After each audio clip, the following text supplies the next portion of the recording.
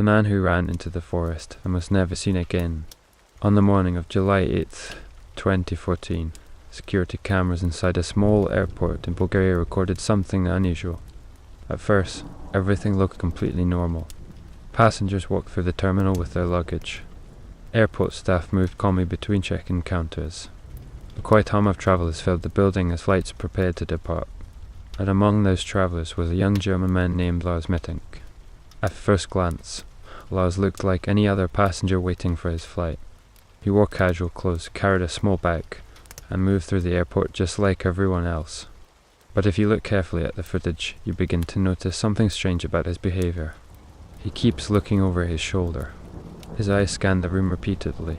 He turns his head toward the entrance several times, as if he expects someone to walk through the door. And the longer you watch the video, the more obvious it becomes that something is deeply wrong, because Lars Mittink is terrified. What makes this moment so disturbing is that it would become the last confirmed sighting of him ever again. To understand what happened that day, we have to go back a few days earlier. Lars was a 28-year-old man from Germany. By all accounts, he lived a completely ordinary life.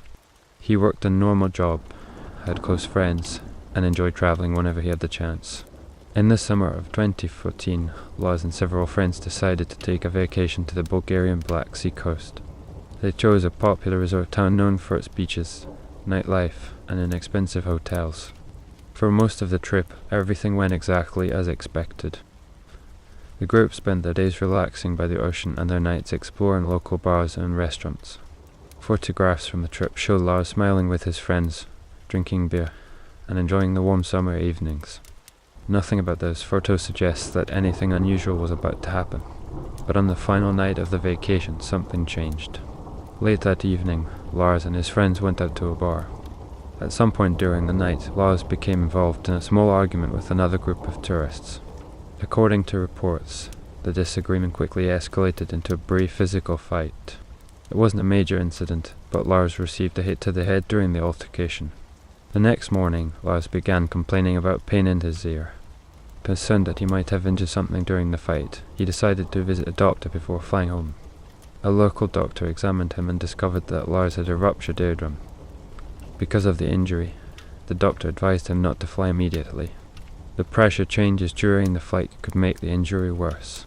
His friends had already planned to leave that day, so they returned to Germany without him. Lars stayed behind at a nearby hotel to recover and planned to take a flight home a few days later. At this point, everything still seemed like a minor inconvenience. An injured ear and a delayed flight. But during those next few days, something strange began to happen. Lars started acting increasingly paranoid. He called his mother in Germany several times and told her something unusual. He believed that the men he had argued with at the bar might be looking for him. At first, his mother assumed he was simply worried after the fight. But during their conversations, Lars sounded increasingly anxious. At one point during a phone call, Lars suddenly whispered something that would later become extremely disturbing. He said, "They don't want me to leave." When his mother asked who he meant, Lars didn't explain. Instead, he quickly changed the subject. Later that night, security cameras at his hotel captured him leaving the building suddenly and running down the street. No one knows exactly what he saw or what frightened him. But the next morning, Lars made a decision. He would leave immediately. He called his mother again and told her he was heading to the airport to catch a flight back to Germany. She stayed on the phone with him as he arrived at the airport terminal. At first the conversation sounded normal, but suddenly Lars's voice became quiet, then nervous. He told his mother that he believed someone was watching him. Moments later the phone call ended. Security cameras inside the airport recorded what happened next. Lars entered the airport and walked toward a small medical office inside the terminal. Because of his injury, airport staff wanted a doctor to check whether it was safe for him to fly. Inside the office, Lars waited while the doctor reviewed his condition. Then something unexpected happened. A construction worker entered the room to speak with the doctor. At that exact moment, Lars suddenly panicked. Without saying a word, he stood up, turned toward the door, and ran. He sprinted out of the office and into the airport hallway. Within seconds, he was running across the terminal. Travelers turned their heads in confusion as he rushed past them.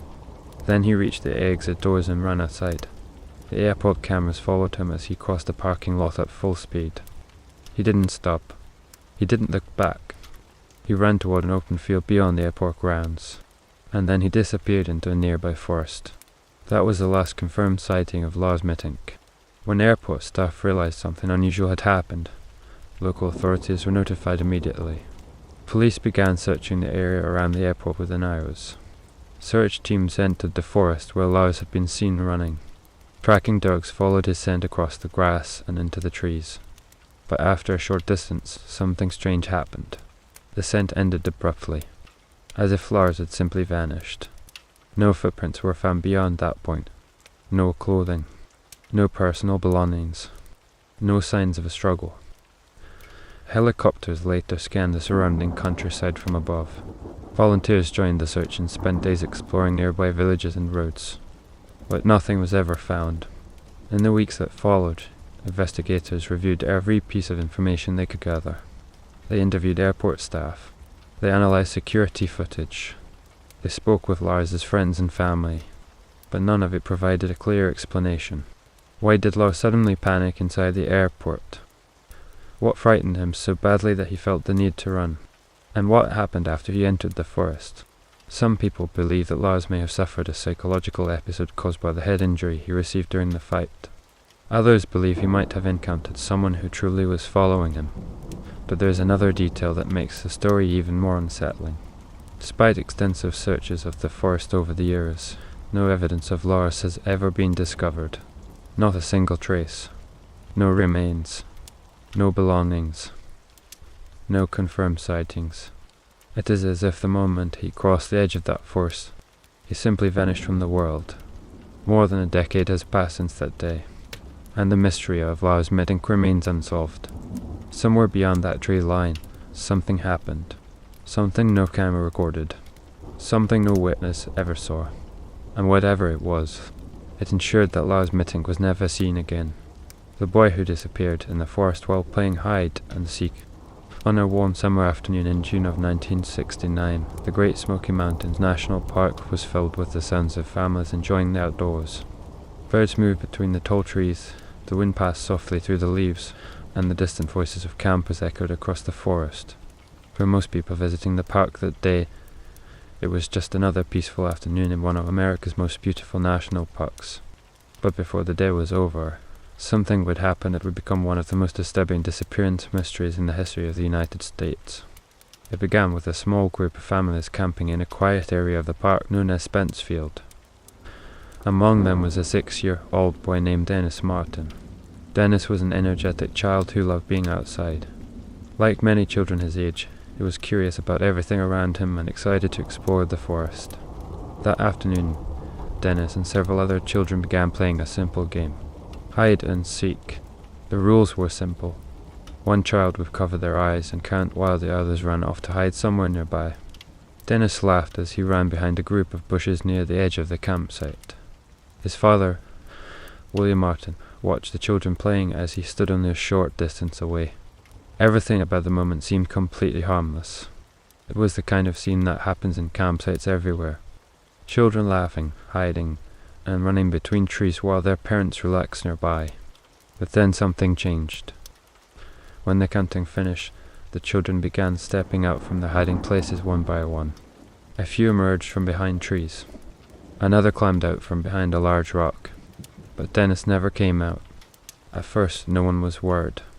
They assumed he was simply hiding very well. His father called his name. Dennis? There was no answer. William walked toward the bushes where he had last seen his son disappear. But Dennis was not there. Thinking he might have moved somewhere else, the adults began checking the nearby area. They looked behind rocks, around trees, and along the edges of the campsite. Still nothing. Minutes passed. Then more minutes.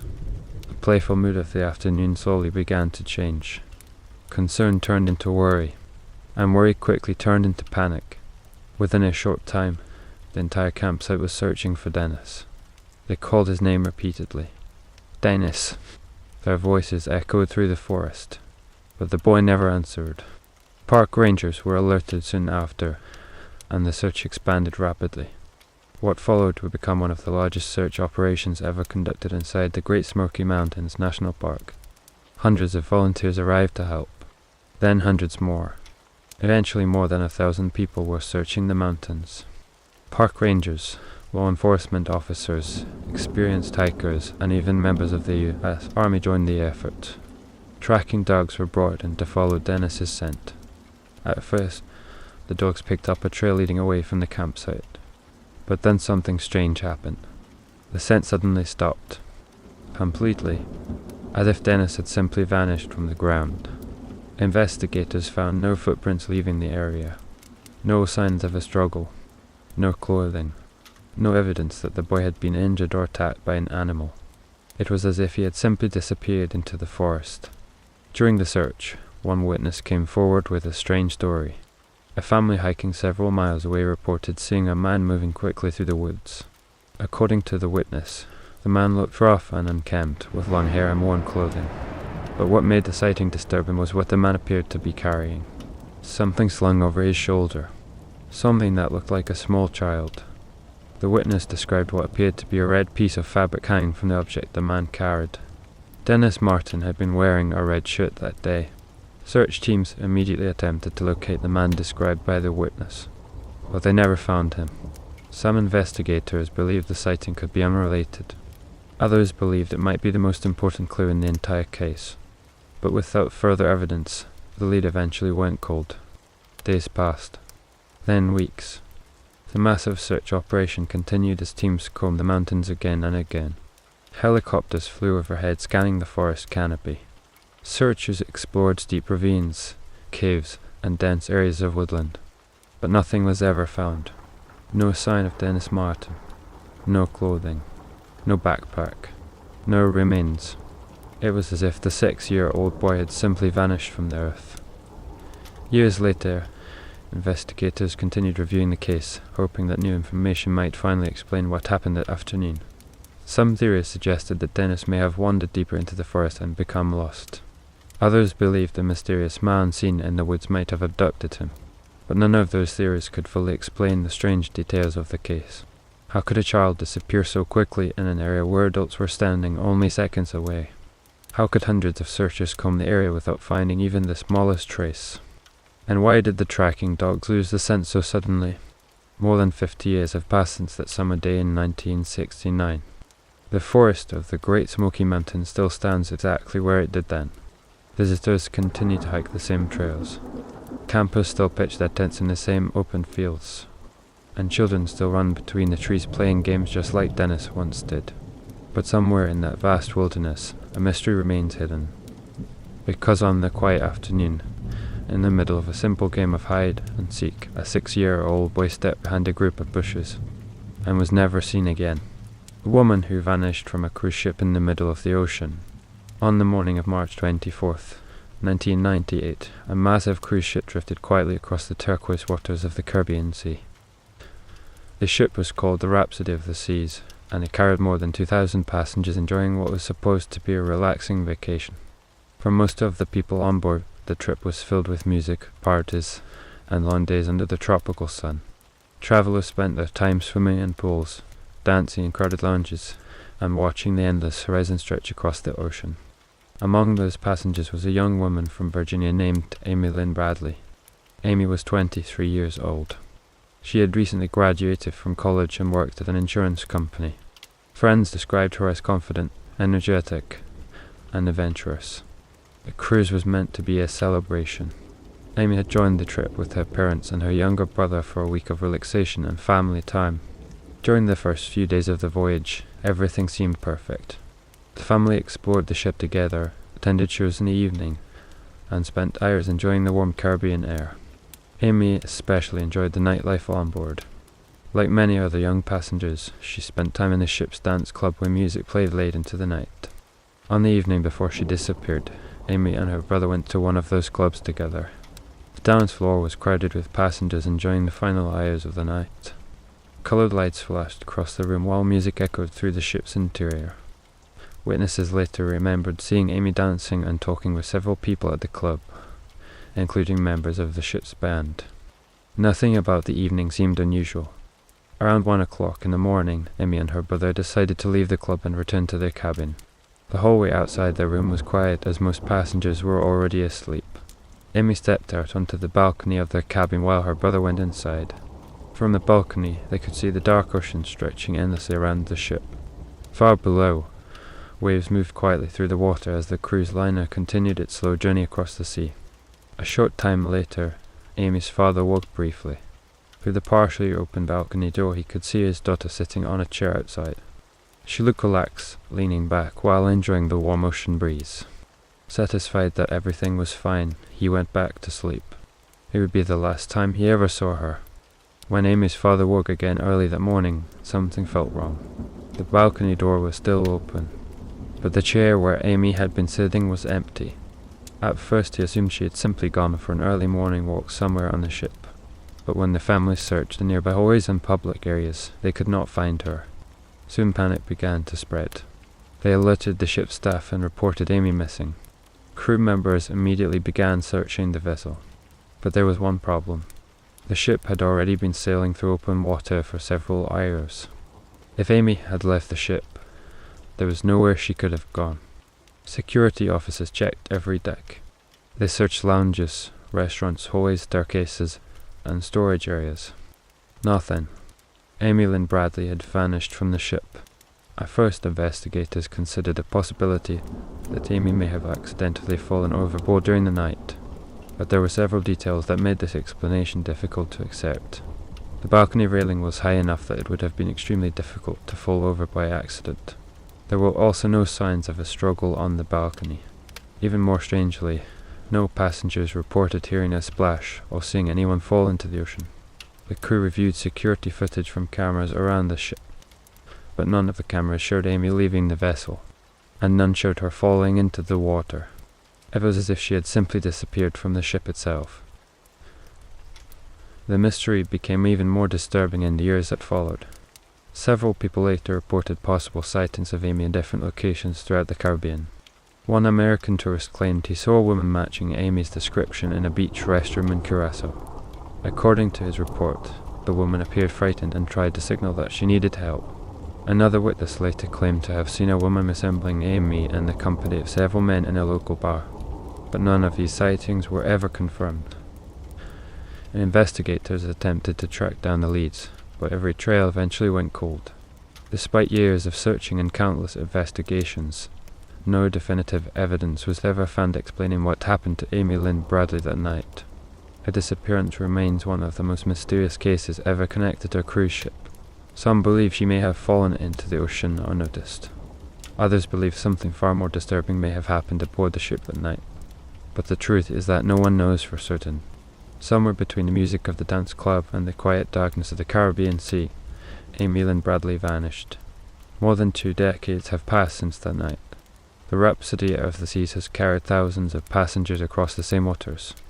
Tourists still stand on the same balconies, watching the same endless ocean stretch toward the horizon. But on one of those balconies, in the quiet hours before sunrise, a young woman once sat alone enjoying the warm Caribbean air. And sometime during that night, without anyone seeing or hearing a thing, she simply disappeared. The 99 hikers vanished in the frozen mountains. In the winter of 1959, a group of experienced hikers set out on what was supposed to be a challenging but manageable expedition through the Ural Mountains of the Soviet Union. The group consisted of 9 young men and women, most of them university students who were highly skilled in backcountry travel. They were not beginners. Many of them had completed long and dangerous expeditions before, traveling through deep snow and extreme weather. The leader of the group was a 23-year-old engineering student named Igor Dyatlov. Dyatlov was known among his friends as disciplined, organized, and extremely capable in the wilderness. When he planned an expedition, he planned it carefully. This journey would take the group across a remote mountain region known for its brutal winter conditions. Temperatures in the area often dropped far below freezing, and violent snowstorms could appear without warning. But the hikers were confident. They carried proper equipment. They were experienced, and they believed they could handle whatever the mountains might bring. Before leaving, Dyatlov promised that once the expedition was finished, he would send a telegram back to the university to confirm their safe return. But that message never arrived. Days passed with no communication from the hikers. At first, no one was worried. Expeditions often took longer than expected in the mountain, but as more time passed, concern began to grow. Eventually, search teams were sent into the mountains to find the missing group. What they discovered there would become one of the most disturbing mysteries in modern history.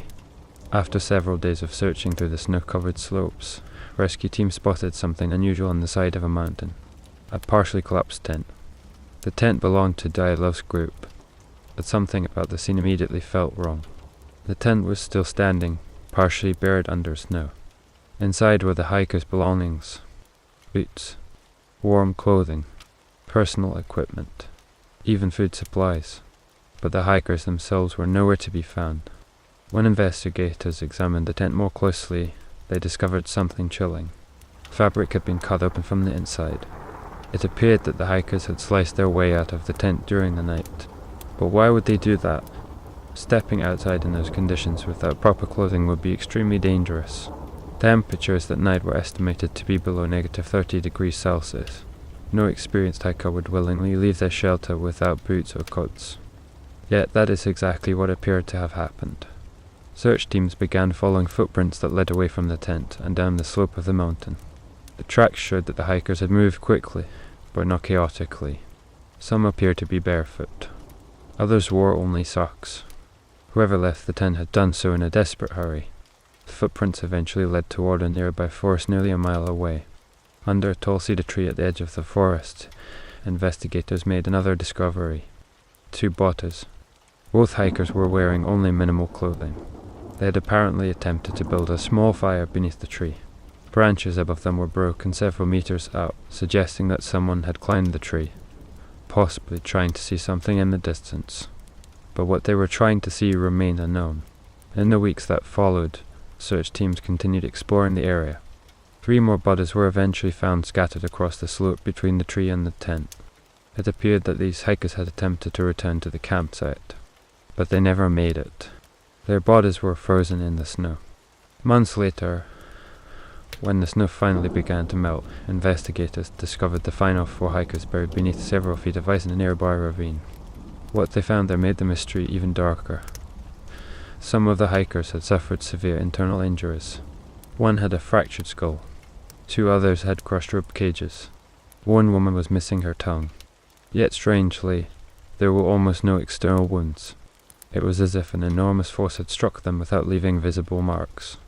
Investigators struggled to explain what could have caused such injuries in the middle of an empty mountain wilderness. The official Soviet report eventually concluded that the hikers had died due to what they described as a compelling natural force. But that explanation raised more questions than it answered. What could have forced experienced hikers to slash their way out of their tent in the middle of the night? What frightened them so badly that they fled into a frozen wilderness without shoes or coats? And what caused the strange injuries found on some of the bodies? Over the years, many theories have been proposed. Some believe the hikers may have been caught in a sudden avalanche. Others suggest they may have encountered secret military testing in the remote mountains. There are even theories involving strange lights reported in the sky around the same time. But none of these explanations have fully solved the mystery. Because when investigators reconstructed the scene, one fact remained impossible to ignore. 9 experienced hikers entered those mountains together. 9 people who knew exactly how to survive in extreme winter conditions. Yet somehow, during one single night in the frozen wilderness, something happened that drove them out of their tent in terror. And whatever they encountered on that mountain, it ensured that none of them would ever return alive. More than 60 years later, the place where it happened is still known by a chilling name: Dyatlov Pass, a remote stretch of mountain where 9 hikers left their tent one winter night, and never made it back. The man who jumped from a plane and vanished forever. On the afternoon of November 24th, 1971, a man walked into Portland International Airport carrying nothing more than a small black briefcase. He bought a one-way ticket for a short flight to Seattle, Washington. At the ticket counter he gave a name: Dan Cooper. The flight he boarded that day was Northwest Orient Airlines Flight 305. At first glance, Cooper looked like an ordinary businessman. Witnesses later described him as calm, polite, and well-dressed. He wore a dark suit, a white shirt, a black tie, and a raincoat. Nothing about him suggested that he was about to commit one of the most mysterious crimes in aviation history. After boarding the plane, Cooper took a seat near the rear of the aircraft. Not long after the plane took off, he quietly handed a small note to her flight attendant. At first she assumed it was simply a phone number from a passenger trying to flirt with her. That happened often during flights. She slipped the note into her purse without reading it. A moment later, Cooper leaned toward her and spoke quietly. "Miss," he said calmly, "you'd better read that note." When she unfolded the paper, the message inside immediately froze her in place. The note claimed that Cooper had a bomb in his briefcase, and unless his demands were met, he would detonate it. Trying to remain calm, the flight attendant sat down next to him. Cooper slowly opened the briefcase. Inside she saw several red cylinders connected to wires and a battery. Whether the device was real or not, she had no way of knowing. But Cooper spoke calmly and clearly as he explained his demands. He wanted $200,000 in cash. He also demanded 4 parachutes, and he wanted a fuel truck ready when the plane landed in Seattle. The pilot was informed immediately, and the aircraft continued flying while authorities on the ground rushed to gather the ransom money. For nearly 2 hours the plane circled in the air while Cooper sat quietly in his seat, drinking bourbon and smoking cigarettes.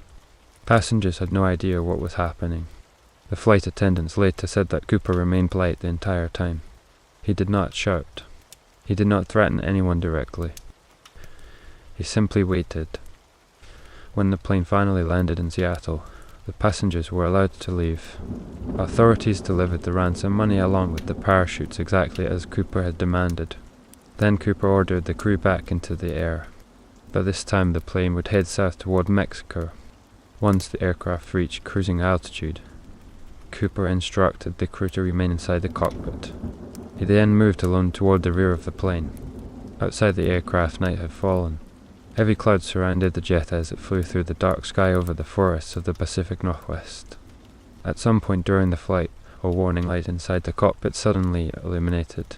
It indicated that the rear stairway of the aircraft had been lowered. The pilots could feel the change in the aircraft's balance, but they had no idea what Cooper was doing. Minutes passed. Then the plane stabilized again. When the aircraft eventually landed in Reno, Nevada, FBI agents rushed aboard expecting to find the hijacker. But when they searched the cabin, Cooper was gone. The parachutes were gone.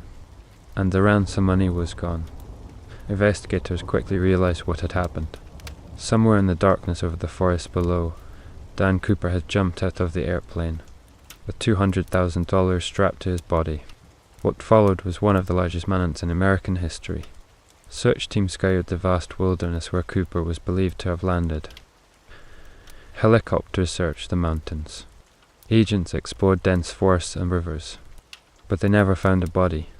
They never found the parachute. And they never found any clear trace of the mysterious hijacker. For years the FBI investigated thousands of possible suspects. None of them could be proven to be the man who called himself Dan Cooper. Then, nearly a decade later, something strange happened. In 1980, a young boy digging in the sand along the Columbia River discovered several bundles of decaying $20 bills. When investigators examined the serial numbers, they made a shocking discovery. The money matched the ransom given to Cooper, but only a small portion of the total amount was ever recovered. The rest of the money was never found, and neither was the man who took it. To this day, no one knows whether Dan Cooper survived the jump. Some investigators believe he likely died somewhere in the wilderness. Others believe something far more incredible happened, that he successfully escaped into the darkness and disappeared forever. More than 50 years have passed since that night. Thousands of investigators have studied the case. Countless theories have been proposed, but the identity of the man who hijacked Flight 305 remains unknown. Somewhere over the forests of the Pacific Northwest, a man once stepped into the night sky with a parachute and a briefcase full of cash, and after that moment, he was never seen again. The girl who disappeared between 2 steps on a mountain trail on the afternoon of December 1st, 1946, a young college student left her dormitory in the quiet town of Bennington, Vermont. Her name was Paula Jean Weldon. Paula was 18 years old. She had recently begun studying at Bennington College, a small liberal arts school surrounded by forests and mountains. Friends described her as thoughtful, intelligent, and independent. She enjoyed reading, long walks, and spending time outdoors. That afternoon, Paula decided to take a hike. She told a friend she planned to walk along a nearby trail known as the Long Trail, a famous hiking route that stretched across the Green Mountains of Vermont. It was late autumn, and winter was beginning to settle into the region. The air was cold, and patches of snow still covered parts of the forest floor. But the trail was still open, and Paula set off alone wearing a bright red coat. That red coat would later become one of the most haunting details of the entire story. Several people saw Paula walking along the trail that afternoon. One couple driving near the entrance of the trail noticed her hitchhiking earlier in the day. They gave her a ride closer to the trailhead and watched as she stepped out of their car and began walking toward the mountains. Later, another group of hikers passed her along the path. They remembered the red coat clearly against the dark trees. Everything about the encounter seemed normal. She smiled politely as they walked past each other. Nothing about the moment suggested that something was about to go terribly wrong. As the afternoon continued, Paula walked deeper into the forest. The long trail wound through the mountains in a narrow path surrounded by tall trees and rocky slopes. Eventually, Paula approached a gentle bend in the trail. Two hikers walking behind her watched as she reached that curve. They saw her red coat disappear briefly around the corner. Just seconds later, the hikers themselves reached the same bend. But when they turned the corner, Paula was gone. There were no side paths leading away from the trail. No cliffs nearby where someone might fall. No thick bushes where someone could hide. Just the quiet forest stretching in every direction. At first the hikers assumed she had simply walked faster and moved farther ahead on the trail. But when they continued walking, they never saw her again. By evening, Paula had not returned to campus. Her roommates assumed she might be visiting friends or spending extra time hiking. But when she still had not returned by the next morning, concern quickly began to spread. Soon local authorities were notified. What followed was one of the largest search efforts the region had ever seen. Hundreds of volunteers joined the search. Then thousands more. Police officers, college students, local residents, and experienced hikers flooded the mountains looking for any sign of the missing student. Search dogs were brought in to track her scent. Aircraft scanned the forest from above. Investigators combed through miles of wilderness. But something about the case puzzled everyone involved. There were no footprints leaving the trail. No torn clothing. No signs of a struggle. No evidence that Paula had fallen or become injured. It was as if she had simply vanished from the path itself. Rumors soon began to spread throughout the region. Some people believed Paula might have been kidnapped. Others speculated that she may have wandered off the trail and become lost in the wilderness. But none of those explanations fit the strange details of the case. Witnesses had seen her just moments before she disappeared. The trail was narrow. There were no places where someone could leave it without leaving clear tracks. Yet investigators found absolutely nothing. The mystery grew even deeper when new witnesses came forward with unusual claims. One truck driver reported seeing a young woman matching Paula's description walking along a road many miles away several days after she disappeared. Another person claimed they saw someone wearing a red coat near a remote farmhouse. But none of those sightings were ever confirmed. Despite weeks of searching, the mountains revealed no answers. Eventually winter storms began covering the region with deep snow. The search slowly came to an end, but the mystery remained. Paula Jean Weldon was never found. Her disappearance became one of the most famous missing person cases in the history of Vermont. Even today, hikers who travel along the long trail sometimes remember the strange story. Because somewhere along that quiet mountain path, on a cold afternoon in 1946, a young woman in a red coat walked around a bend in the trail, and within the span of only a few seconds, she disappeared forever. The phone call that ended with a scream.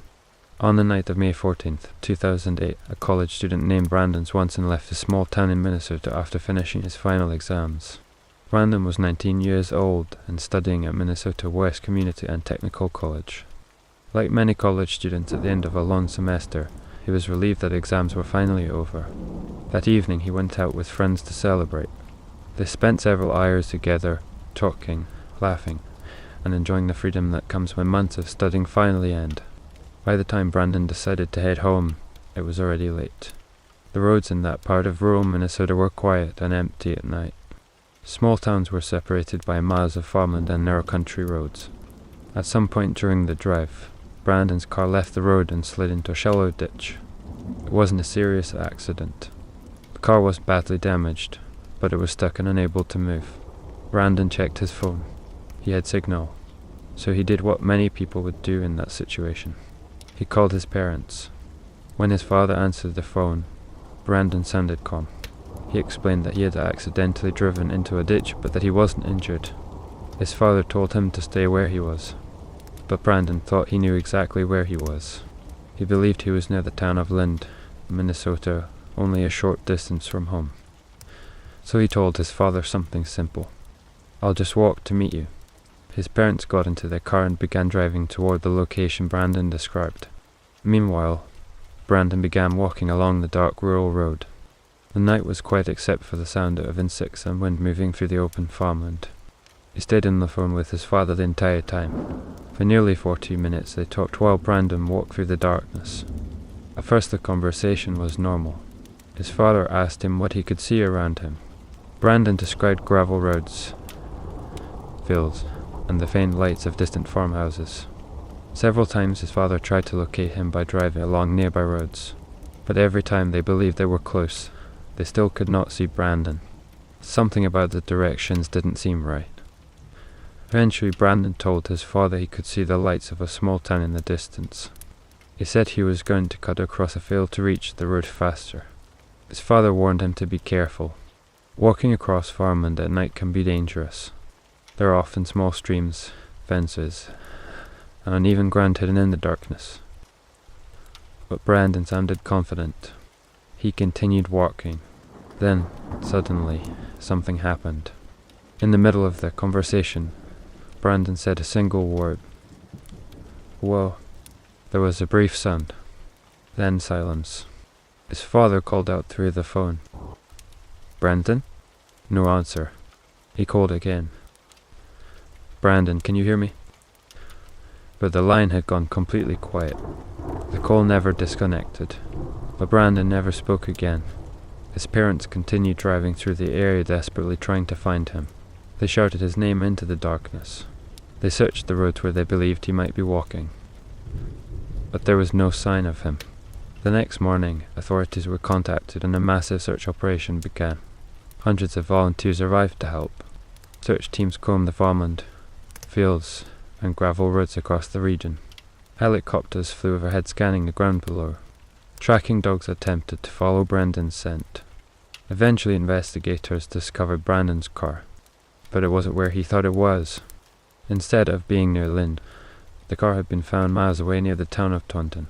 Brandon had been completely mistaken about his location, which meant the directions he gave his parents were wrong from the very beginning. Search teams expanded their efforts across the surrounding farmland. They searched rivers, fields, abandoned buildings, and drainage ditches, but they never found Brandon. No footprints, no clothing, no phone, no sign of what happened after that final moment. Investigators believe that when Brandon said "whoa," he may have suddenly stepped into something unexpected, perhaps a hidden creek or drainage ditch in the darkness. But if that happened, search teams should have found evidence nearby.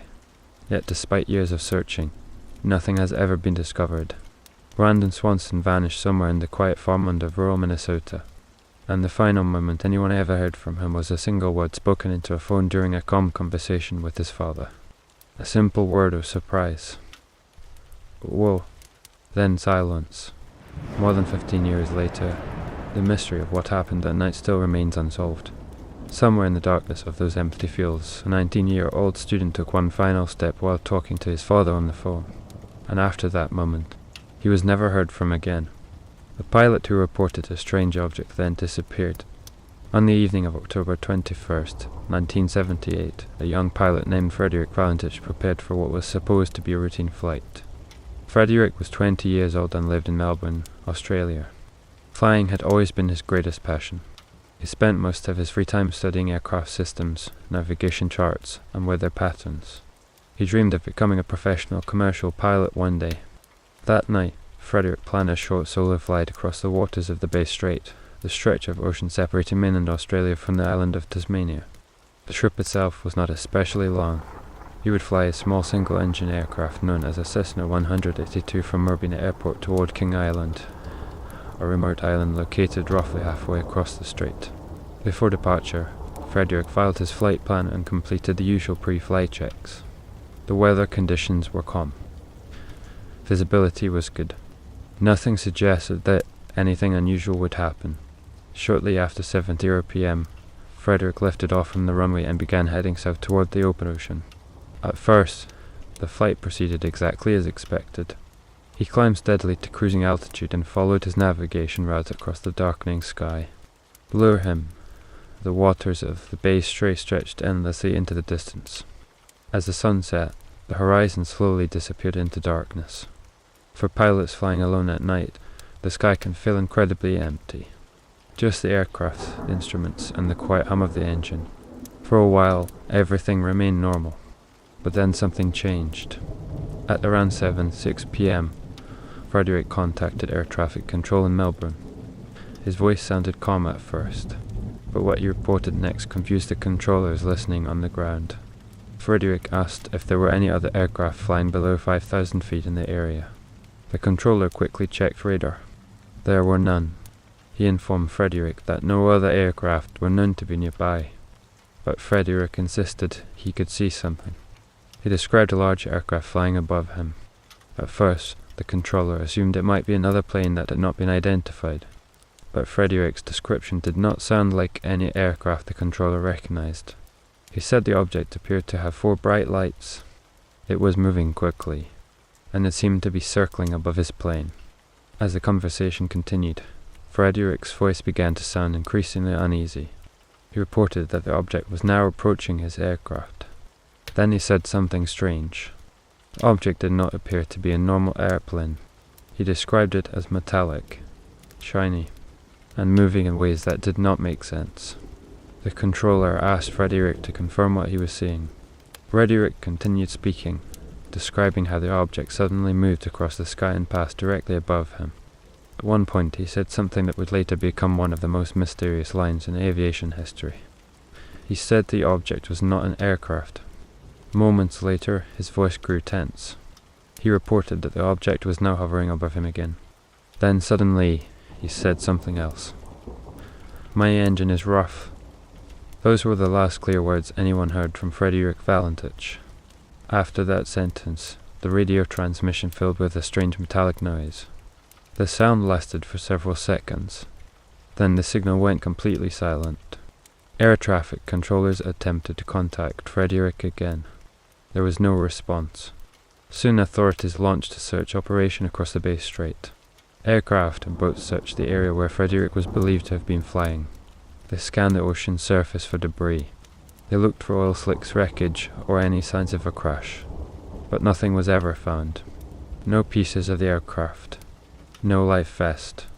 No sign of the Cessna. It was as if both the plane and the pilot had simply vanished over the ocean. Investigators later examined the radio recordings from Frederick's final transmission. They listened carefully to every word he had spoken during the encounter. But the mystery only grew deeper. There were no known aircraft in the area that matched the description Frederick provided. No military flights had been scheduled nearby. Radar systems had not detected any unknown objects. And yet Frederick had clearly described something flying above him. Something he could see clearly enough to describe its lights, its shape, and its movement. In the years that followed, many theories were proposed. Some investigators believed Frederick may have become disoriented while flying at night over water. Others believed he may have suffered mechanical failure that caused his plane to crash into the sea. But there was one problem with those explanations. Even when aircraft crash in the ocean, wreckage is usually found. Floating debris, oil slicks, fragments of metal. But in this case, nothing was ever discovered. No evidence of a crash. No sign of the aircraft. No trace of the pilot. Frederick Valentich and his plane had disappeared completely. More than 40 years have passed since that night over the Bay Strait. The ocean below remains just as vast and empty as it was in 1978. Pilots still fly across the same stretch of water every day, but somewhere in that dark sky, a young pilot once reported seeing something he could not explain. Moments later, his engine began failing, his radio filled with strange metallic sounds, and then his voice disappeared from the airwaves forever. The aircraft was never found, the pilot was never found, and whatever Frederick Valentich saw in the sky that night remains a mystery to this day. The 11 days when the most famous writer in the world disappeared.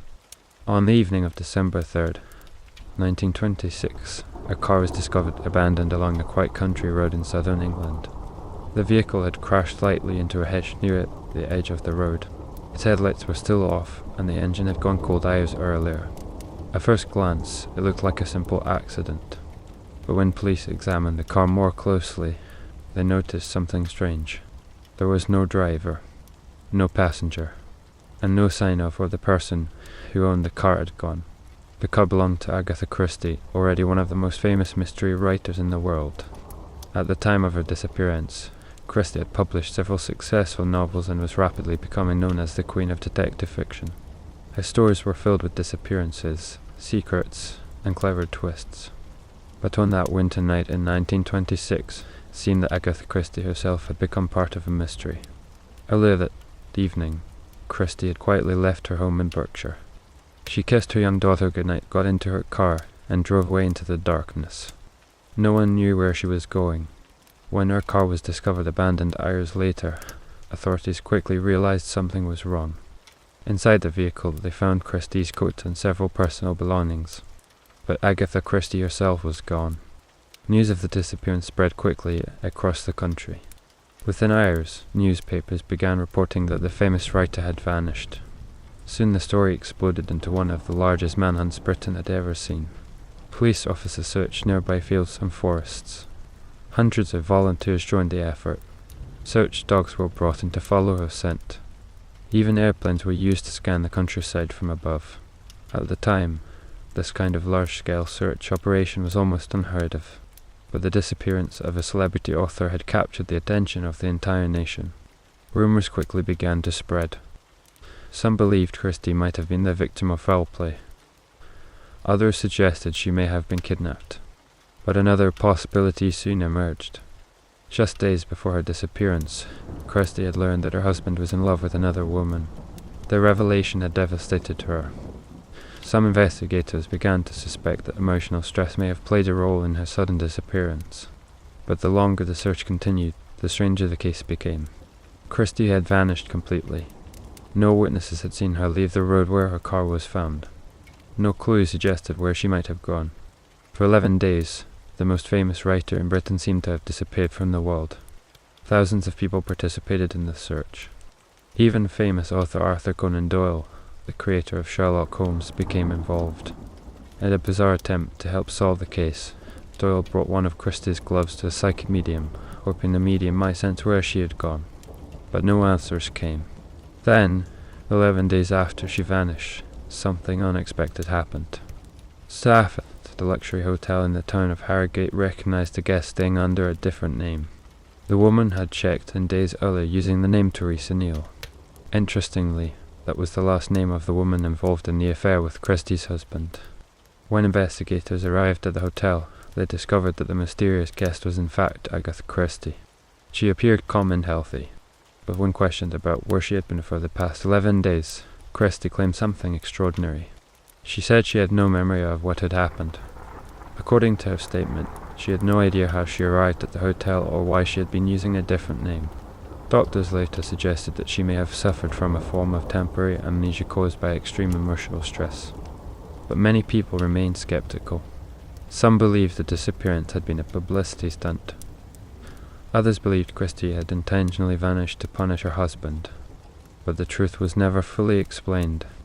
Agatha Christie herself refused to discuss the disappearance publicly for the rest of her life.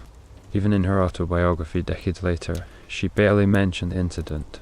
The 11 missing days of Agatha Christie remain one of the most puzzling mysteries surrounding the life of one of the world's greatest mystery writers. It was as if, for a brief moment in time, the author of countless fictional puzzles had stepped into one of her own stories. And for 11 days, no one knew where she had gone. a college student who vanished after a car crash. On the evening of February 9th, 2004, a quiet rural road in New Hampshire became the center of one of the most mysterious disappearance cases in modern American history. The road was narrow and surrounded by thick forest. In winter, the region was cold and isolated, with long stretches of highway passing through miles of empty woodland. That night, a car suddenly slid off the road and crashed into a snowbank. The vehicle belonged to a 21-year-old college student named Maura Murray. At first, it appeared to be a simple accident, but within minutes, the situation became far stranger. Earlier that day, Maura had quietly packed several personal belongings in her dorm room at the University of Massachusetts. She searched online for directions to remote areas in the mountains of northern New Hampshire and Vermont. Then she sent emails to several professors claiming there had been a family emergency and that she would be gone for a few days. But investigators later discovered something unusual. There had been no emergency. After leaving campus, Maura withdrew several $100s from an ATM and purchased alcohol from a nearby store. Security cameras captured her standing at the counter carrying bottles of wine and liquor. Then she drove north. For hours, her car traveled through the quiet highways leading toward the White Mountains. No one knows exactly where she was planning to go. As night fell, the roads became darker and emptier. Then, sometime around 7:30 p.m., her car lost control on a sharp turn and slid into a snowbank along Route 112. A local resident living nearby heard the crash and looked out the window. Soon after, a school bus driver named Butch Atwood stopped his vehicle to check if the driver needed help. When he approached the car, he saw Maura standing outside. She appeared shaken but not seriously injured. Butch offered to call the police. Maura quickly refused. She insisted that she had already called roadside assistance. But there was a problem. In that rural area, cell phone service was extremely limited. It was very unlikely that Maura had been able to call anyone. The bus driver returned to his home and contacted authorities anyway. The call to police lasted only a few minutes. But by the time officers arrived at the crash site, Maura Murray was gone. Her car remained where it had crashed. The doors were locked. Inside the vehicle, investigators discovered several strange details. Her wallet was still there. Her keys were missing, and several of the alcohol bottles she had purchased earlier were found inside the car. But there were no footprints leading away from the scene. Fresh snow covered the ground. If Maura had walked into the woods, search teams expected to find tracks.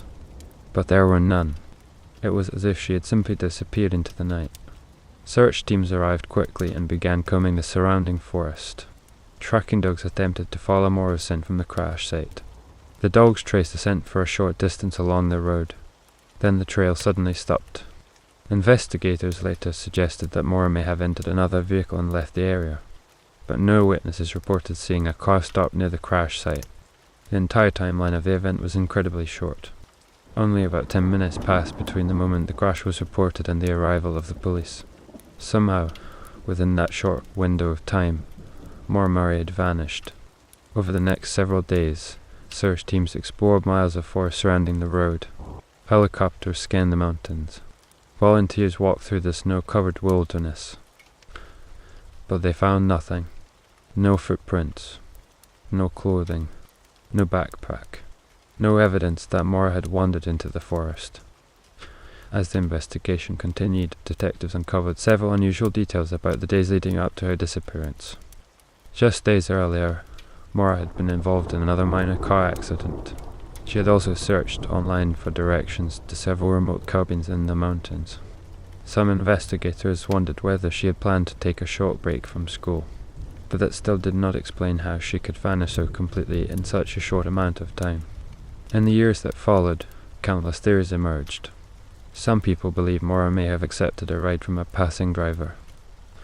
Others believe she may have walked into the forest and become lost in the wilderness.